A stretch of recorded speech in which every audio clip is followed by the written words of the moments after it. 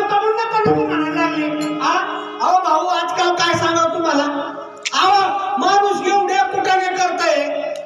पार पोरीचा बाप इकडं जाय तिकडं जाय आणि लग्न लावून देते. पार कर्जबाजारी करतोय आपण माणूस, कर्जबाजारी होतोय. आणि पोरी सरळ 1-6 महिने तर म्हणतात नको नको नको नवरा नको. मला काय नेमकं चालू काय हे काही कळत नाही. नवरा नको नवरा नको ग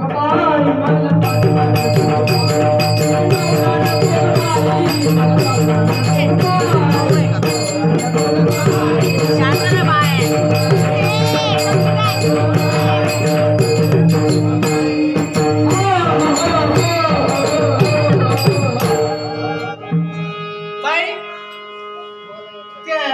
खाली काऊन घेतलंय.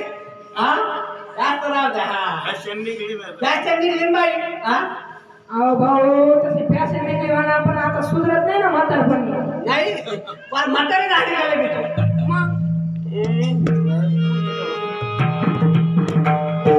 अन फाटकेच लुगडे तुटकीच चोळी. अन फाटकेच लुगडे तुटकीच चोळी.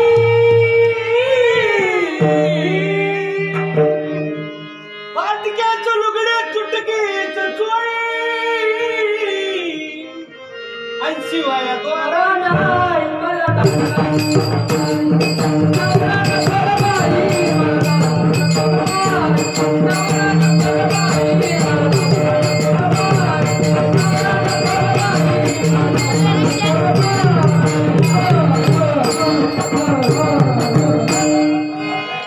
बाई मी काय म्हणतो. अहो एवढा चांगला संसार आहे बाई तुमचा.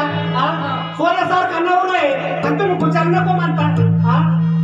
अहो भाऊ आता कसं सांगावं. खायला नीटकी भाकर भेटत नाही सुखाची तर काय जीवन जगावं माणसाने.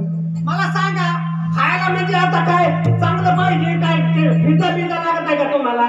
आजकालच्या पोरीमध्ये पिझ्झा पिझ्झा असते.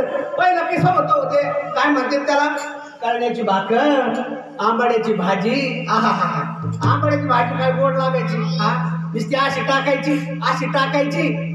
भाऊ खाली बसून शूटिंग करणं त्या बायांना दिसत नाही.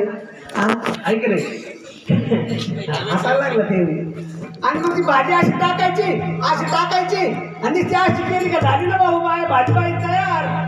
तो कसं लागे आणि कसं म्हणजे काय करण्याची भाकर आंबाड्याची भाजी. करण्याची भाकर आंबाड्याची भाजी आणि त्यावर तेलाची धारच नाही.